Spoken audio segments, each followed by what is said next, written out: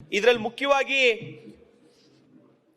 ಎಲ್ಲರೂ GSDP ಬಗ್ಗೆ ಮಾತಾಡಿದ್ರು. GSDPಯ 25% ಒಳಗಡೆ ಸಾಲವನ್ನ ತಗೊಂಡಿದ್ದಾರೆ ಅನ್ನೋ ಒಂದು ವಿಷಯವನ್ನ ಪ್ರತಿಯೊಬ್ರು ತಿಳಿಸಿದ್ರು.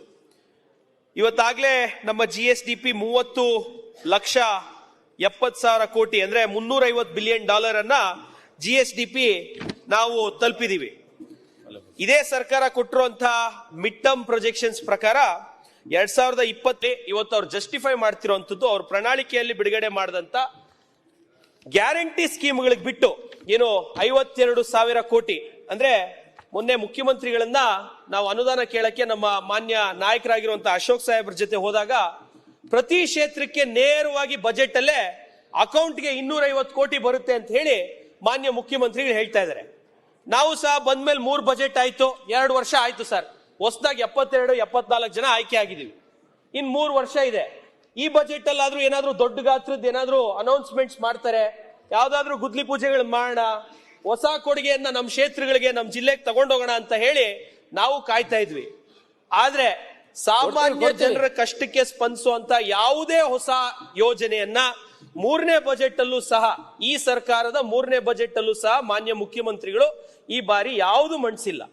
ಅವರ ಗ್ಯಾರಂಟಿಗಳ ಅನುಷ್ಠಾನ ಬಿಟ್ರೆ ಬಡವರ ಪರವಾಗಿ ಬಡವರ ಕಲ್ಯಾಣಕ್ಕೋಸ್ಕರ ಒಂದೇ ಒಂದು ಕಾರ್ಯಕ್ರಮ, ಅವರೇನು ಭಾಗ್ಯಗಳು ಅಂತ ಹೇಳಿ 5 ವರ್ಷದ ಸರ್ಕಾರ ನಡೆಸಿದ್ರು. ಈ ಸತಿನೂ ಕೃಷಿ ಭಾಗ್ಯ ಅಂತ ಅನೌನ್ಸ್ ಮಾಡಿದ್ದಾರೆ. ಕೃಷಿ ಭಾಗ್ಯದಲ್ಲಿ ರೈತರಿಗೆ ಏನ್ ಕೊಡ್ತಾ ಇದ್ದೀರಾ? ಕೇವಲ ಕೃಷಿ ಹೊಂಡ ಬಿಟ್ರೆ ಕೃಷಿ ಭಾಗ್ಯದಲ್ಲಿ ರೈತರಿಗೆ, ರೈತರ ಮಕ್ಕಳಿಗೆ, ರೈತರ ಮಕ್ಕಳ ವಿದ್ಯಾಭ್ಯಾಸಕ್ಕೆ ಈ ಸರ್ಕಾರ ಏನು ಕೊಡ್ತಾ ಇಲ್ಲ. 4 ಕೋಟಿ ಜನಸಂಖ್ಯೆ ಹೊಂದಿರುವಂತ ರೈತರಿಗೆ ಈ ಸರ್ಕಾರದ ಕೊಡುಗೆ ಕಳೆದ 3 ವರ್ಷಗಳ ಬಜೆಟ್ ಅಲ್ಲಿ ಮತ್ತು ಈ ಬಜೆಟ್ ಅಲ್ಲೂ ಸಹ ಶೂನ್ಯ. ಇದ್ರ ಜೊತೆಗೆ ನಾನು ಸರ್ಕಾರದ ಈ ಬಜೆಟ್ ಅನ್ನ ಓದುವಾಗ ತುಂಬಾ ಅದ್ಭುತವಾಗಿ ಅವರು ಒಂದು 6 ಅಭಿವೃದ್ಧಿ ಆಯಾಮಗಳನ್ನ ಗುರುತಿಸಿ ನಾವು ಕಾರ್ಯಕ್ರಮಗಳನ್ನ ಹೊರಡಿಸಿದೀವಿ ಅಂತ ಹೇಳಿದ್ದಾರೆ. 6 ಆಯಾಮ ಗುರುತಿಸಿರುವಂತದ್ದು. ಮೊದಲನೇ ಆಯಾಮ ಕಲ್ಯಾಣ ಕಾರ್ಯಕ್ರಮಗಳು ಅಂದ್ರೆ ಗ್ಯಾರಂಟಿಗಳು. ಅವ್ರ ಅಜೆಂಡಾ ಕ್ಲಿಯರ್ ಇದೆ. ನಮ್ಮ ಎಲೆಕ್ಷನ್ ಮ್ಯಾನಿಫೆಸ್ಟೋಲಿ ಏನ್ ಹೇಳಿದ್ವಿ ಆ ಗ್ಯಾರಂಟಿಗಳನ್ನ ಕೊಡ್ತೀವಿ. ಗ್ಯಾರಂಟಿಗಳು ಘೋಷಣೆ ಮಾಡಿದ್ದವರು ಅದನ್ನ ಅನುಷ್ಠಾನ ಮಾಡ್ತಾ ಇದ್ದಾರೆ.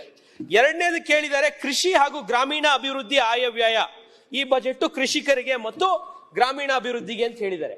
ಕೃಷಿಯಲ್ಲಿ ಒಂದು ಮುಖ್ಯವಾಗಿ ಹೇಳಿರುವಂತದ್ದು ಪ್ರತಿದಿನ 1 ಕೋಟಿ ಲೀಟರ್ ಹಾಲನ್ನ KMF ತಗೊಂತಾ ಇದೆ ಅಂತ ಹೇಳಿ ಬಜೆಟ್ ಅಲ್ಲೂ ಹೇಳಿದ್ದಾರೆ ಮತ್ತು ರಾಜ್ಯಪಾಲರ ಭಾಷಣದಲ್ಲೂ ಹೇಳಿದ್ದಾರೆ. ನಾನು ಈ ಮೂಲಕ KMFಗೆ ಹಾಗೂ ಪಶುಸಂಗೋಪನಾ ಹಾಗೂ ಕೃಷಿ ಇಲಾಖೆಗೆ ಧನ್ಯವಾದಗಳನ್ನು ಸಲ್ಲಿಸ್ತೀನಿ. ಇವತ್ತು ರೈತರು ಹೆಮ್ಮೆಯಿಂದ ಸ್ವಾವಲಂಬಿಯಾಗಿ ಯಾರೋ ಮನೆಗೆ ಕೂಲಿ ಆಳುಗಳಾಗಿ ಹೋಗದೆ ಅವ್ರ ಮನೆಯಲ್ಲಿ ಇದ್ದಾರೆ ಅಂದ್ರೆ ಅದು KMF ನಿಂದ ಅವ್ರು ತಗೊಂತಾ ಇರೋ ಹಾಲಿಂದ ಮತ್ತು ಸರ್ಕಾರ ಕೊಡ್ತಿರುವಂತ 4 ರೂಪಾಯಿ ಪ್ರೋತ್ಸಾಹದಿಂದ. ಇದು ಬಿಟ್ರೆ 5 ರೂಪಾಯಿ. ಇದು ಬಿಟ್ರೆ ಯಾವುದೇ ಕಾರಣಕ್ಕೂ ಕೃಷಿಕರಿಗೆ ಈ ಬಜೆಟ್ ಅಲ್ಲಿ ಏನು ಕೊಟ್ಟಿಲ್ಲ. ಕೃಷಿ ಯಂತ್ರೋಪಕರಣಗಳ ಬಗ್ಗೆ ಈಗ GT ದೇವೇಗೌಡ ಸಾಹೇಬ್ರು ಹೇಳಿದ್ರು, ಅದನ್ನೊಂದು ಮೆನ್ಷನ್ ಮಾಡಿದ್ದಾರೆ. ಇವತ್ತು ಪಂಪ್ ಸೆಟ್ ಕೊಡ್ತಾ ಇರೋದು ಆಲ್ರೆಡಿ ಮುಂಚಿನಿಂದಲೂ ಕೊಡ್ತಾ ಇದ್ದೀವಿ, ಈಗಲೂ ಕೊಡ್ತಾ ಇದ್ದೀವಿ. ಹಾಲಿನ ದರ ಏರ್ಸಿದ್ರೆ ಧರಣಿ ಮಾಡ್ತಾರೆ.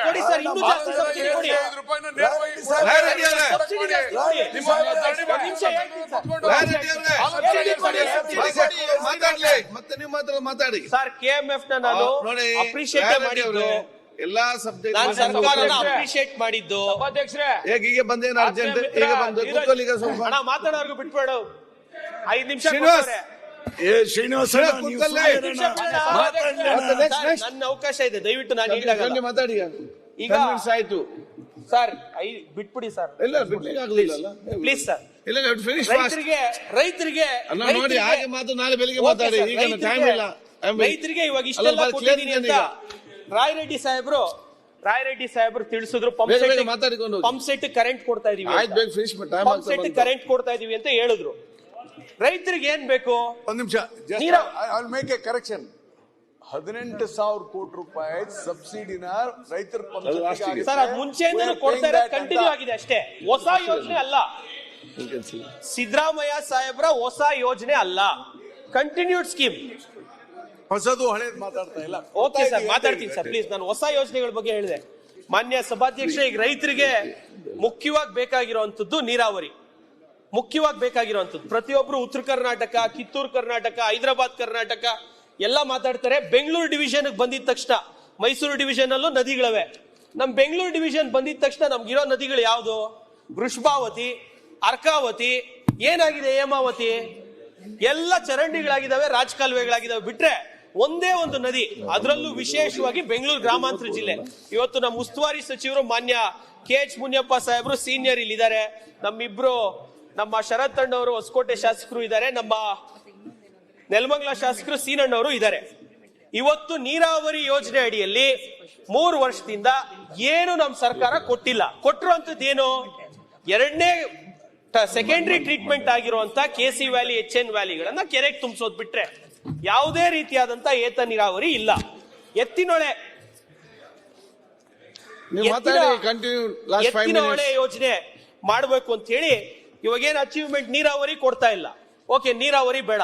ಈಗ ಇಡೀ ರಾಜ್ಯದಲ್ಲಿ ಹೈಯೆಸ್ಟ್ ರಾಗಿ ಹೋದ ವರ್ಷ ರಾಗಿ ಖರೀದಿ ಮಾಡ್ತಾರೆ, ಸಂತೋಷ. ಹಾಲು 3 ಅವರ್ ನಮಗೆ ಏನು ಟೇಬಲ್ ಶೆಲ್ಫ್ ಲೈಫ್ ಇರೋದು ಹಾಲು. 3 ಅವರಲ್ಲಿ ಹಾಲು ಕೆಟ್ಟೋಗುತ್ತೆ.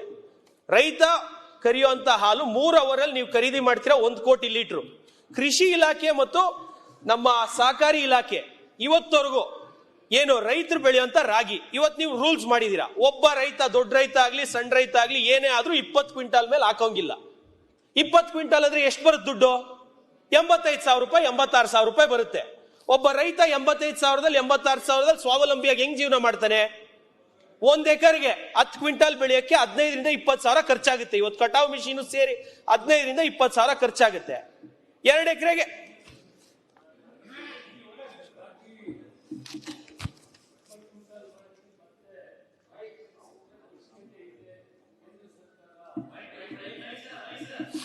ಕೇಂದ್ರ ಸರ್ಕಾರ ಇನ್ನೂ ರಾಗಿಯನ್ನ MSPಯಲ್ಲಿ ನೀವು ಪರ್ಚೇಸ್ ಮಾಡಿ ನಾವು ತೆಗೆದುಕೊಳ್ತೀವಿ. ಬೇರೆ ಬೇರೆ ರಾಜ್ಯಗಳೆಲ್ಲ ಕೇಳ್ತಾ ಇದ್ದಾರೆ ಅಂತ ಹೇಳಿದ್ದಾರೆ. ಮತ್ತೊಮ್ಮೆ ಈಗ ತೀರ್ಮಾನ ಮಾಡಿದ್ವಿ, ರೈತ 50 ಕ್ವಿಂಟಾಲ್ವರೆಗೂ ಕೊಡೋಕ್ಕೆ ಅವಕಾಶ ಇದೆ. ಎರಡನೇದು, ವೃಷಭಾವತಿಯಲ್ಲಿ ದೊಡ್ಡಬಳ್ಳಾಪುರ ತಾಲೂಕಿಗೆ ನಾವು ನಿರ್ದಿಷ್ಟವಾಗಿ ಗೊತ್ತಿಲ್ಲ, ಒಂದು 20ರಿಂದ 25 ಕೆರೆಗಳು ನಿಮ್ಗೆ ಗೊತ್ತಿಲ್ಲ. ಎಲ್ಲ ತೂಪ್ಗೆರೆ ಹೋಗ್ಲಿ ಅಣ್ಣ, ನನ್ನ ವಿಧಾನಸಭಾ ಕ್ಷೇತ್ರಕ್ಕೆ ಒಂದೂ ಇಲ್ಲ. ಚರ್ಚೆ ಬೇಡ.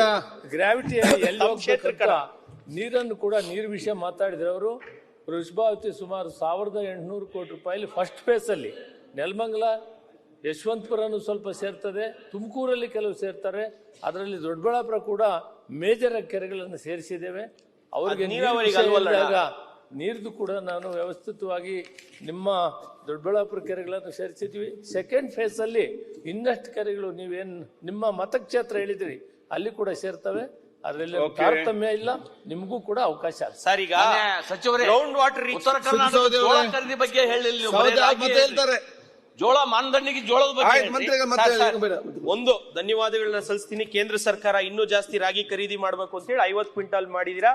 ಕ್ಷೇತ್ರದ ಜನತೆ ಪರವಾಗಿ ಕಳೆದ ವರ್ಷ ಹೈಯೆಸ್ಟ್ ರಾಗಿ ಇಡೀ ನಮ್ಮ ರಾಜ್ಯದಲ್ಲಿ ಹೈಯೆಸ್ಟ್ ರಾಗಿ ಹಾಕಿರೋದು ದೊಡ್ಡಬಳ್ಳಾಪುರ ತಾಲೂಕು. ಮಾನ್ಯ ಸಚಿವರು ಇರುವಂತಹ ಜಿಲ್ಲೆಯಿಂದನೇ ನಾವು ಹಾಕಿದೀವಿ. ಅದಕ್ಕೆ ಸಚಿವರಿಗೆ, ಕೇಂದ್ರ ಸರ್ಕಾರಕ್ಕೆ ಧನ್ಯವಾದಗಳನ್ನ ಸಲ್ಲಿಸ್ತೀನಿ. ಅದ್ಭುತವಾದಂತಹ MSP 4,290 ರೂಪಾಯಿ ಕೊಡ್ತಾರೆ.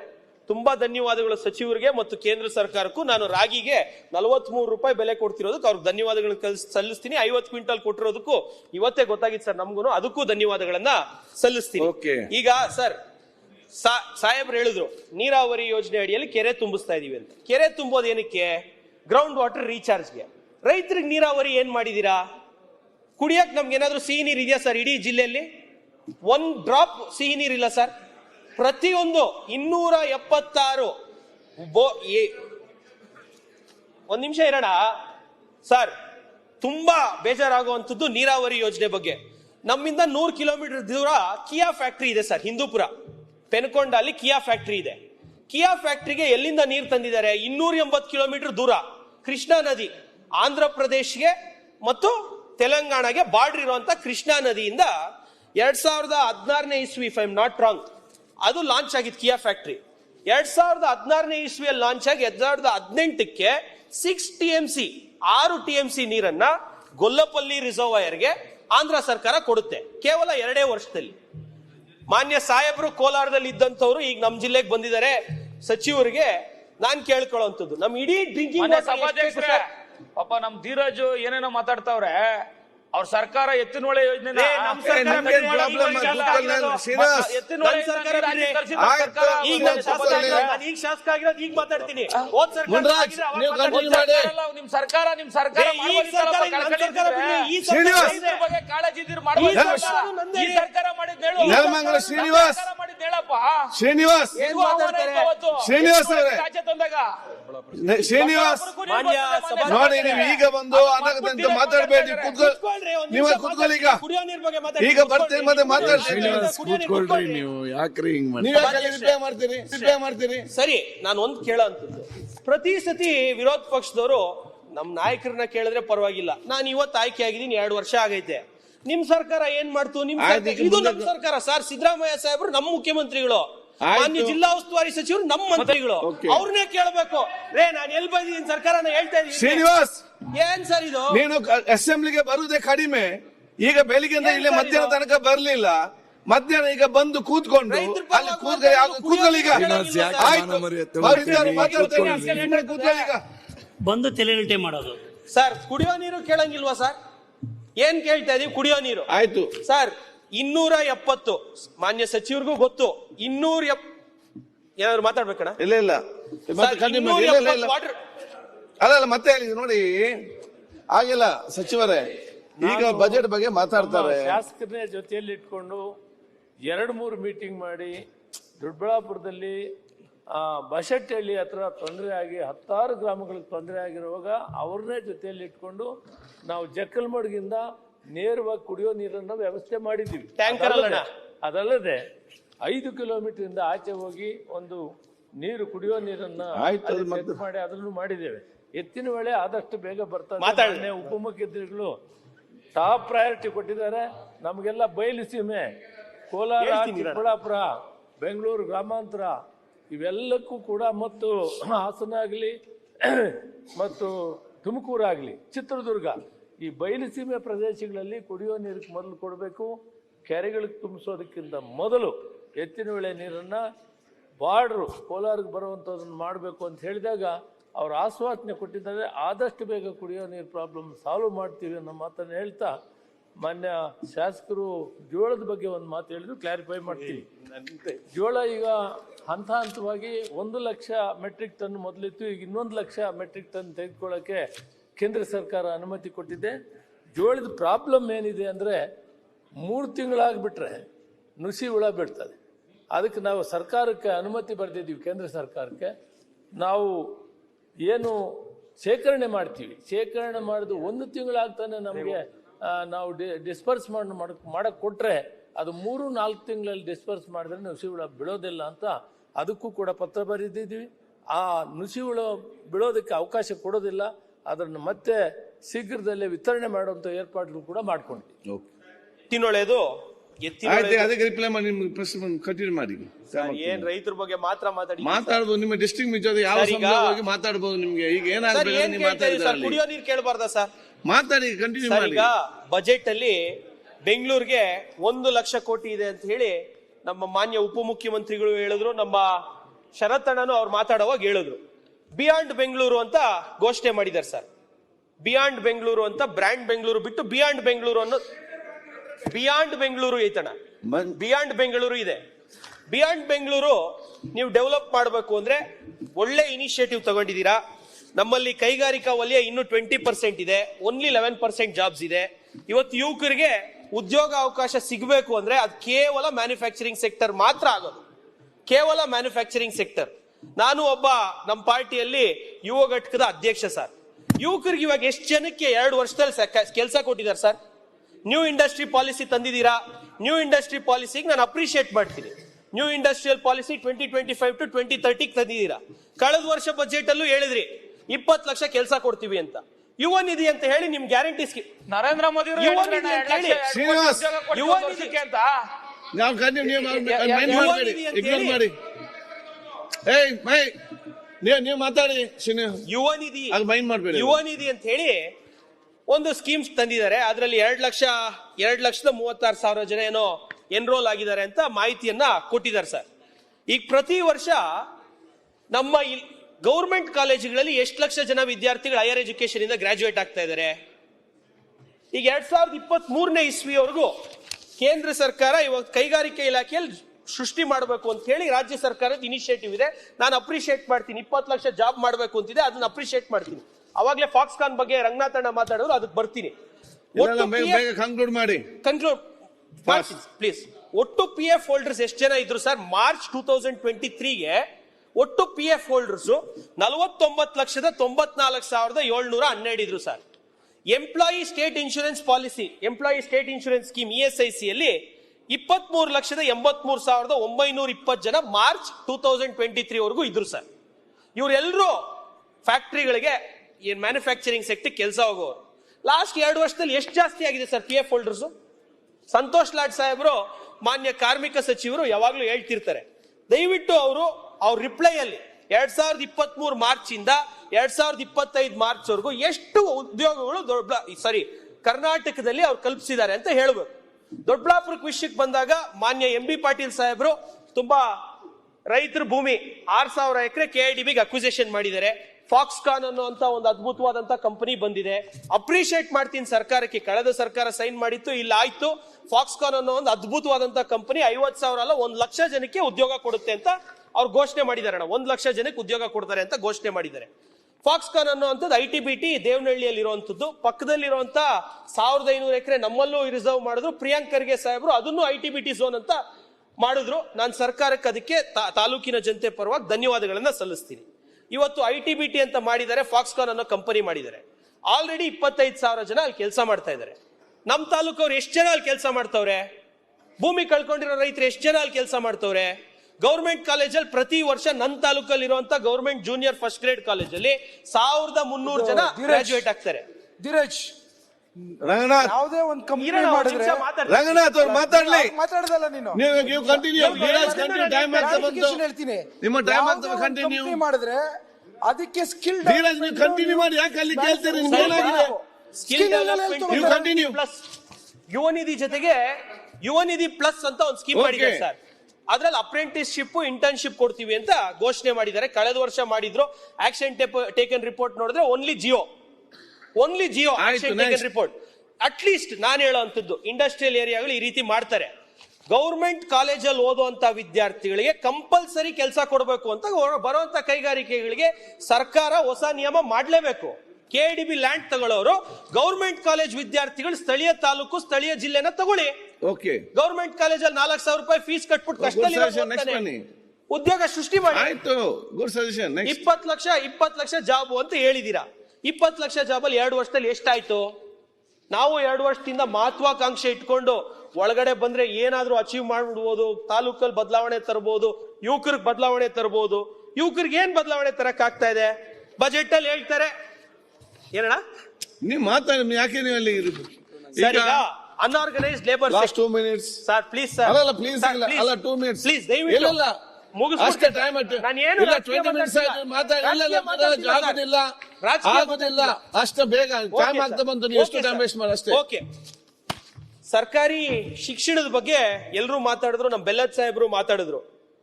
ಪ್ರೈಮರಿ ಅಂಡ್ ಸೆಕೆಂಡರಿ ಎಜುಕೇಶನ್ ನಾನು ಬಜೆಟ್ ಅಲ್ಲಿ ಫುಲ್ ರಿಪೋರ್ಟ್ ತಗೊಂಡೆ ಸಭಾಧ್ಯಕ್ಷರೇ. ಜನರಲ್ ಎಜುಕೇಶನ್ ಅಲ್ಲಿ ಶಾಲಾ ಶಿಕ್ಷಣ ಮತ್ತು ಸುರಕ್ಷತೆ ಇಲಾಖೆಯಲ್ಲಿ ಸಾಮಾನ್ಯ ಶಿಕ್ಷಣ 2202 ಪೇಮೆಂಟ್ ಹೆಡ್ ಅಡಿಯಲ್ಲಿ ಶಿಕ್ಷಣಕ್ಕೆ ನಮ್ಮ ಬಜೆಟ್ ಅಲ್ಲಿ 10.8% ಮಾನ್ಯ ಮುಖ್ಯಮಂತ್ರಿಗಳು ಇಟ್ಟಿದ್ದಾರೆ. ಅದ್ರಲ್ಲಿ ಪ್ರೈಮರಿ ಅಂಡ್ ಸೆಕೆಂಡರಿ ಅಂದ್ರೆ first standard to 10th standard, first PUC, second PUC, ಇದು ಗೌರ್ಮೆಂಟ್ ಸ್ಕೂಲ್ ಮತ್ತು ಕಾಲೇಜುಗಳಿಗೆ ಎಷ್ಟೋಗುತ್ತೆ ಅಂತ ತಗೊಂಡೆ ಸಭಾಧ್ಯಕ್ಷ. ಒಟ್ಟು ವೆಚ್ಚ ಈ ಆರ್ಥಿಕ ಇಲಾಖೆ ಕೊಟ್ಟಿರುವಂತಹ ಒಂದು ಪುಸ್ತಕದಲ್ಲಿ ಇರುವಂತದ್ದು ಒಟ್ಟು ಎಕ್ಸ್ಪೆಂಡಿಚರ್ 33,147.60 ಕೋಟಿ ಎಕ್ಸ್ಪೆಂಡಿಚರ್ ಇದೆ ಸಭಾಧ್ಯಕ್ಷೆ. ಇಷ್ಟಕ್ಕೆ ಎಷ್ಟು ಜನ ವಿದ್ಯಾರ್ಥಿಗಳು ಓದ್ತಾರೆ ಅಂತ ನಾನು ನೋಡಿದೆ. ಫಸ್ಟ್ ಟು 10th ಗೌರ್ಮೆಂಟ್ ಶಾಲೆಯಲ್ಲಿ ಓದೋದು 40,74,525 ವಿದ್ಯಾರ್ಥಿಗಳು. ಗೌರ್ಮೆಂಟ್ ಏಡೆಡ್ ಕಾಲೇಜಲ್ಲಿ ಗೌರ್ಮೆಂಟ್ ಏಡೆಡ್ ಸ್ಕೂಲಲ್ಲಿ ಓದುವಂಥದ್ದು 11,81,213 ವಿದ್ಯಾರ್ಥಿಗಳು. PUC ಗೌರ್ಮೆಂಟ್ PUC ಕಾಲೇಜಲ್ಲಿ ಪ್ರತಿ ವರ್ಷ ಓದುವಂಥದ್ದು 3,13,834 ವಿದ್ಯಾರ್ಥಿಗಳು. ಏಡೆಡ್ ಗೌರ್ಮೆಂಟ್ PU ಕಾಲೇಜಲ್ಲಿ ಓದುವಂಥದ್ದು 2,10,404 ವಿದ್ಯಾರ್ಥಿಗಳು. ಒಟ್ಟು 57,79,976 ವಿದ್ಯಾರ್ಥಿಗಳು ಗೌರ್ಮೆಂಟ್ ಶಾಲೆ, ಗೌರ್ಮೆಂಟ್ ಏಡೆಡ್ ಶಾಲೆ, ಗೌರ್ಮೆಂಟ್ ಏಡೆಡ್ ಕಾಲೇಜಲ್ಲಿ ಓದ್ತಾ ಇದ್ದಾರೆ ಸಭಾಧ್ಯಕ್ಷೆ. ಇವತ್ತು 58 ಲಕ್ಷ ರೌಂಡ್ ಫಿಗರ್ ಇಟ್ಕೊಂಡ್ವಿ ಅಂದ್ರೆ 33,147 ಕೋಟಿಯಲ್ಲಿ ಒಬ್ಬ ವಿದ್ಯಾರ್ಥಿಗೆ ತಲಾ ಖರ್ಚು 57,300 ರೂಪಾಯಿ ಆಗ್ತಾ ಇದೆ ಗೌರ್ಮೆಂಟ್ ಶಾಲೆಯಲ್ಲಿ ಓದೋ ವಿದ್ಯಾರ್ಥಿಗೆ. Higher education bit only primary and secondary education. ಒಂದ್ ನಿಮಿಷ ಸರ್, ಇವತ್ತು ಶಾಲಾ ಶಿಕ್ಷಕರು ಯಾವ ಮಟ್ಟದ ಎಜುಕೇಶನ್ ಕೊಡ್ತಾ ಇದ್ದಾರೆ? ನನ್ನ ತಾಲೂಕಲ್ಲಿ ತಗೊಂಡ್ರೆ ಗೌರ್ಮೆಂಟ್ ಸ್ಕೂಲಲ್ಲಿ ಪಾಸ್ ಪರ್ಸೆಂಟೇಜ್ ಓನ್ಲಿ 58%, ಬರೀ 58%. 57,000 ಖರ್ಚು ಮಾಡ್ತೀವಿ. ಕೇಂದ್ರ ಸರ್ಕಾರದ ಕೇಂದ್ರೀಯ ವಿದ್ಯಾಲಯ ಪರ್ ಸ್ಟೂಡೆಂಟ್ ಎಕ್ಸ್ಪೆಂಡಿಚರ್ ಎಷ್ಟು ಅಂತ ತರಿಸ್ಕೊಂಡ್ರೆ 25,000. ಇವತ್ತು ರಾಜ್ಯ ಸರ್ಕಾರ 58,000 ಖರ್ಚು ಮಾಡಿ 41,500 ಕೋಟಿ ಅದು ಹೈಯರ್ ಎಜುಕೇಶನ್ ಇನ್ಕ್ಲೂಡ್ ಮಾಡಿ ಸರ್. Only primary education 33,000. ಮೇಸ್ಟ್ರಿಗಳಿಗೆ ಸಂಬಳ 85,000ದಿಂದ 1.5 ಲಕ್ಷವರೆಗೂ ಕೊಡ್ತೀರಾ. ಮೇಸ್ಟ್ರಿಗಳಿಗೆ ಏನ್ ಕೆಲಸ ಸರ್? ಇವತ್ತು ಮೇಸ್ಟ್ರಿಗಳಿಗೆ ಏನ್ ಕೆಲಸ? ಮೊಟ್ಟೆ ತರುವಂತದ್ದು 7 ರೂಪಾಯಿಗೆ, ಮೊಟ್ಟೆ ಸುಲಿಯುವಂತದ್ದು, ಅಡ್ಮಿನಿಸ್ಟ್ರೇಟಿವ್ ವರ್ಕ್ ಕೊಡ್ತೀರಾ. ನಮಗೂ ಅರ್ಥ ಆಗ್ಬೇಕೀಗ, ಯಾಕಂದ್ರೆ ಕೇಂದ್ರ ಸರ್ಕಾರ 25,000 ಕೆವಿ ಸರ್. ಸಿಬಿಎಸ್ಇ ಸಿಲೆಬಸ್ ನಮಗೂ ಆಶ್ಚರ್ಯ ಆಗ್ತಾ ಇದೆ. ಸಿಬಿಎಸ್ಇ ಸಿಲೆಬಸ್ 25,000 ಮಾಡ್ತಾರೆ. ನಾವು ಸ್ಟೇಟ್ ಸಿಲೆಬಸ್ ಅಲ್ಲಿ 58% ಪಾಸ್ ಪರ್ಸೆಂಟೇಜ್. ನನ್ನ ತಾಲೂಕ್ ಮಾತ್ರ ಕೊಡ್ತೀನಿ ನಾನು ಎಕ್ಸಾಂಪಲ್. ಯಾಕೆ ಸರ್ ಟೀಚರ್ಗಳು ಏನ್ ಕೆಲಸ ಅಂತ ಕೇಳಿದ್ರೆ ಮೊಟ್ಟೆ ತರಕ್ 7 ರೂಪಾಯಿ ಕೊಡ್ತಾರೆ, ನಾವ್ ಎಲ್ಲಿಂದ ತರೋಣ ಅಂತಾರೆ. ಹಾಲು ತರೋದು ನಾವು ತರಬೇಕು, ಮತ್ತೊಂದು ಎಲ್ಲ ನಾವು ಅಡ್ಮಿನಿಸ್ಟ್ರೇಟಿವ್ ಡ್ಯೂಟಿ ನೋಡೋಣ, ಪಾಠ ಹೇಳ್ಕೊಡೋಣ ಅಂತ ಕೇಳ್ತಾರೆ. Administrative duty sir. ಒಂದು ಬಾತ್ರೂಮ್ ತೊಳಿಯಕ್ಕೆ ಸ್ಕೂಲ್ ವರ್ಷಕ್ಕೆ ಇವತ್ತವರೆಗೂ ನಮ್ಮ ಗೌರ್ಮೆಂಟ್ ಸ್ಕೂಲ್ಗಳಲ್ಲಿ ಒಬ್ರು ಸ್ಟಾಫ್ ಇಲ್ಲ ಸರ್. ಗ್ರೂಪ್ ಡಿ ಆಗ್ಬೋದು, ಇನ್ನೊಂದು ಆಗ್ಬೋದು, ಅದಕ್ಕೆ ಯಾವುದೇ ಫಂಡ್ ಇಲ್ಲ ಸರ್. 58,000 ಖರ್ಚು ಮಾಡಿ ಯಾವ ಕ್ವಾಲಿಟಿ ಎಜುಕೇಶನ್ ಕೊಡ್ತಾ ಇದೀವಿ ಮಕ್ಕಳಿಗೆ? 30%, 36% of our States population is below 30. What are we doing for them? ಎಷ್ಟು ಕೊಟ್ಟಿದೀವಿ ಸರ್ ಈ ಬಜೆಟ್ ಅಲ್ಲಿ? 4 ಲಕ್ಷ ಕೋಟಿ ಬಜೆಟ್. ಇವತ್ತಿನ ಯುವಕರು ನಾಳೆಯ ಪ್ರಜೆಗಳು. ಏನ್ ಕೊಡ್ತಾ ಇದೀವಿ ಬಜೆಟ್ ಅಲ್ಲಿ? ಬಡವರ ಪರವಾದಂತ ಬಜೆಟ್. ಗ್ಯಾರಂಟಿಗಳು ಮಾತ್ರ ಕಾಂಗ್ರೆಸ್ ಅವ್ರ ಗ್ಯಾರಂಟಿಗಳ ಅನುಷ್ಠಾನ ಮಾಡಕ್ಕೆ 3 ವರ್ಷದಿಂದ ಬಜೆಟ್ ನಡೀತಾ ಇದೆ. ನನಗೊಂದು ಅರ್ಥ ಆಗ್ಬಿಡ್ತು, ವಿರೋಧ ಪಕ್ಷದವ್ರದ್ದು ಎಲ್ಲಾರ್ದು ಕೇಳಿದೆ. ಅಜೆಂಡಾ ಸಿಂಪಲ್, ಕೇಂದ್ರ ಸರ್ಕಾರ ಹಣ ಕೊಡಲ್ಲ, ಗ್ಯಾರಂಟಿ ನಾವು ಅನುಷ್ಠಾನ ಮಾಡಿದೀವಿ, ಫಿಸ್ಕಲ್ ಡೆಫಿಸಿಟ್ ಒಳಗಡೆ ನಾವು ಇದೀವಿ, ಇಷ್ಟೇ ಇವ್ರ ಡಿಫೆನ್ಸ್. ಬಡವರಿಗೆ ಏನ್ ಮಾಡಿದೀವಿ? ಮುಖ್ಯಮಂತ್ರಿಗಳ ಬಗ್ಗೆ ನಾನು ಜಾಸ್ತಿ ಗೌರವ. ಕೇಂದ್ರ ಸರ್ಕಾರ ತರ ರಂಗನಾಥ್, ನಿಮ್ಮ ಅಜೆಂಡಾ ನೀವು ಸಾಲ ಮನ್ನಾ ಮಾಡಿ ಅದಾನಿಗೆ ಜನಸಾಮಾನ್ಯರಿಗೆ ಏನ್ ಬೇಕು ಕೇಳಿದ್ರೆ ಜನಸಾಮಾನ್ಯರಿಗೆ ಏನ್ ಬೇಕು ಕೇಳಿದ್ರೆ ಶ್ರೀನಿವಾಸ್ ಮಾಹಿತಿ ಇಲ್ಲದೆ ಮಾತಾಡಬೇಡ.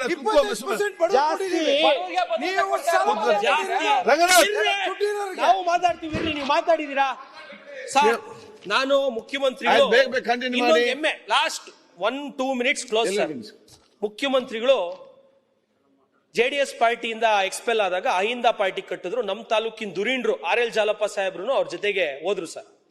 ಮುಖ್ಯಮಂತ್ರಿಗಳು ಅವತ್ತಿಂದ ಹಿಡಿದು ಇವತ್ತವರೆಗೂ ಅಹಿಂದ ನಾಯಕರು ಅಂತ ಹೇಳಿ ಅವ್ರು ಬಂದಿರುವಂತದ್ದು ಸರ್. ಬಾಬಾ ಸಾಹೇಬ್ ಅಂಬೇಡ್ಕರ್ ಬಗ್ಗೆ ಹೇಳ್ತಾರೆ, ಸಮ ಸಮಾಜದ ನಿರ್ಮಾಣಕ್ಕಾಗಿ ನಾವು ಈ ಪುಸ್ತಕದಲ್ಲಿ ಬಾಬಾ ಸಾಹೇಬ್ ಅಂಬೇಡ್ಕರ್ ಅವರು, ನಾರಾಯಣ್ ಗುರು ಅವರು, ಬುದ್ಧ ಬಸವಣ್ಣ ಅವರ ತತ್ವವನ್ನ ನಾವು ಪಾಲಿಸ್ತೀವಿ ಅಂತಾರೆ. 2 ವರ್ಷದಲ್ಲಿ RDPR 25 ಕೋಟಿ ಕೊಟ್ರು ಸರ್ ಕಾಂಗ್ರೆಸ್ ಶಾಸಕರಿಗೆ. ಸಮಾನತೆ ಎಲ್ ಸರ್ ಇಲ್ಲಿ ನಮ್ಗೆ? ಸಮಾನತೆ ಎಲ್ ಸರ್? 10 ಕೋಟಿ ಇವಾಗೇನೋ 189 ರೂರಲ್ ರೋಡ್ಸ್ಗೆ ಪ್ರಿಯಾಂಕ್ ಸರ್ ಅವರು ಮತ್ತು ಮುಖ್ಯಮಂತ್ರಿಗಳು ಮಾನ್ಯ ಸಿದ್ದರಾಮಯ್ಯ ಸಾಹೇಬ್ ಈ ಸಾರಿ ಶಾಸಕ ಬಂದಿದ್ಯಾ? ಹೌದಾ?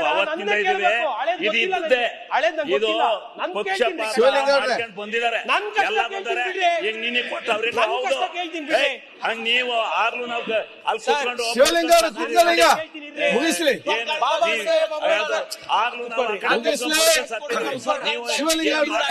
ನೀವೆಲ್ಲ ಈಗ ಬಂದ್ಬಿಟ್ಟು 25,000 ಎಲ್ಲ ಮಾಡ್ತಾರೆ.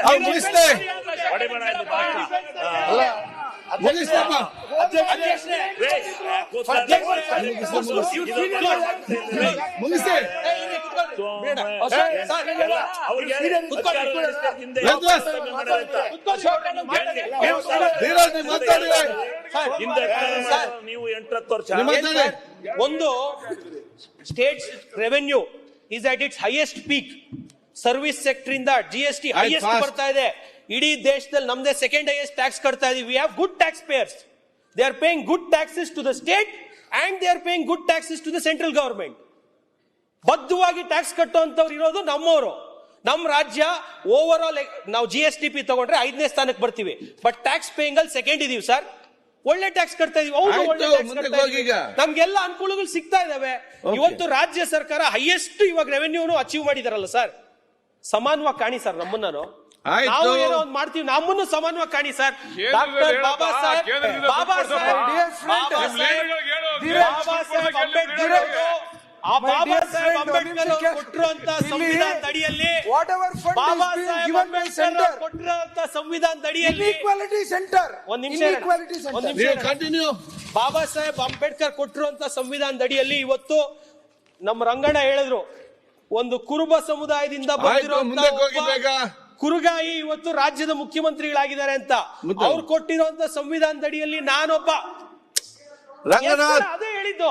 ಅದೇ ರೀತಿಯಲ್ಲಿ ನಾನು ಸಹ ಒಂದು ಹಿಂದುಳಿದ ವರ್ಗದ ಒಂದು ಅಲೆಮಾರಿ ಜನಾಂಗದಿಂದ ಬಂದಿರೋ ಒಂದು ಯುವಕ ಇವತ್ತು ಆಗಿದ್ದೀನಿ ಅಂದ್ರೆ ಬಾಬಾ ಸಾಹೇಬ್ ಅಂಬೇಡ್ಕರ್ ಅವರು ಕೊಟ್ಟಿರುವಂತ ಸಂವಿಧಾನ, ನನ್ನ ಭಾರತೀಯ ಜನತಾ ಪಾರ್ಟಿ ದೊಡ್ಡಬಳ್ಳಾಪುರ ತಾಲೂಕಿನ ಜನತೆ ಓಕೆ ಇವತ್ತು ಬಾಬಾ ಸಾಹೇಬ್ ಅಂಬೇಡ್ಕರ್ ಅವ್ರ ಬಗ್ಗೆ ತುಂಬಾ ಚೆನ್ನಾಗಿ ಮಾತಾಡ್ತಾರೆ. ಬಜೆಟ್ ಪುಸ್ತಕದಲ್ಲಿ ಸುಮ್ನೆ SCP DSP ಓದೋಣ ಅಂತ ಹೇಳಿ ಸಭಾಧ್ಯಕ್ಷ ಇಲ್ಲ ಟೈಮ್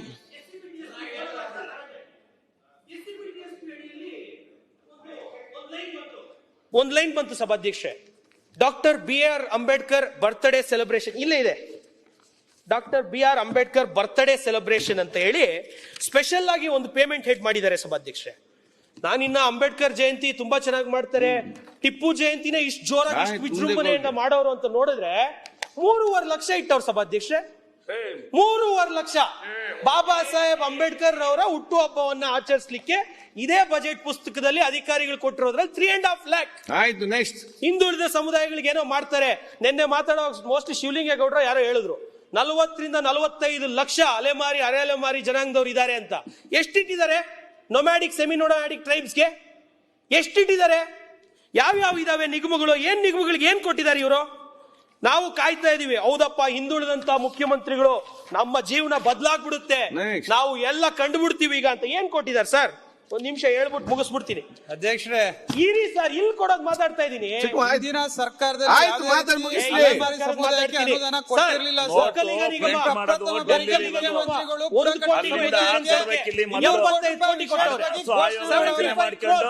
ನಮ್ಮ ಸರ್ಕಾರ ಘೋಷಣೆ ಮಾಡಿದಾಗ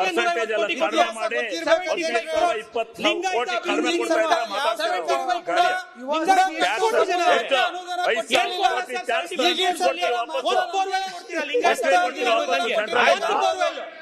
ಒಂದೇ ನೀವು ಸೆಂಟ್ರಲ್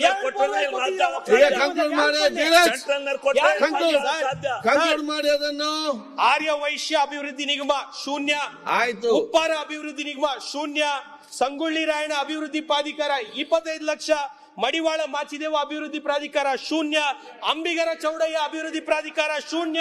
ಕುಂಬಾರ ಅಭಿವೃದ್ಧಿ ಪ್ರಾಧಿಕಾರ ಶೂನ್ಯ. ವಿಶ್ವಕರ್ಮ ಅಭಿವೃದ್ಧಿ ಪ್ರಾಧಿಕಾರ ಶೂನ್ಯ. ಹಡಪದ ಅಭಿವೃದ್ಧಿ ಪ್ರಾಧಿಕಾರ ಶೂನ್ಯ. ತಿಗಳ ಅಭಿವೃದ್ಧಿ ಪ್ರಾಧಿಕಾರ ಶೂನ್ಯ. ಬಲಿಜ ಅಭಿವೃದ್ಧಿ ಪ್ರಾಧಿಕಾರ ಶೂನ್ಯ. ಏನ್ ಕೊಟ್ಟಿದ್ದೀರಾ? ಆಯ್ತು. ಅಭಿವೃದ್ಧಿ ಪ್ರಾಧಿಕಾರ ಶೂನ್ಯ. ಯಾಕೆ ನೀವೆಲ್ಲ ಮಾತಾಡ್ತೀರಿ? ಏನ್ ಕೊಟ್ಟಿದ್ದೀರಾ? ಹೇಳಿ ನಮ್ಗೆ ಏನ್ ಕೊಟ್ಟಿದ್ದೀರಾ? ಕಂಕ್ಲೂಡ್ ಮಾಡಿ.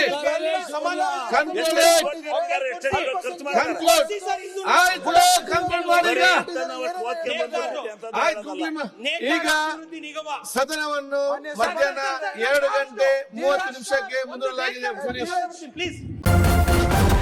ನ್ಯೂಸ್ ಫಸ್ಟ್ ನಿರ್ಭೀತಿಯಿಂದ ನಿಮ್ಮ ಪರವಾಗಿ.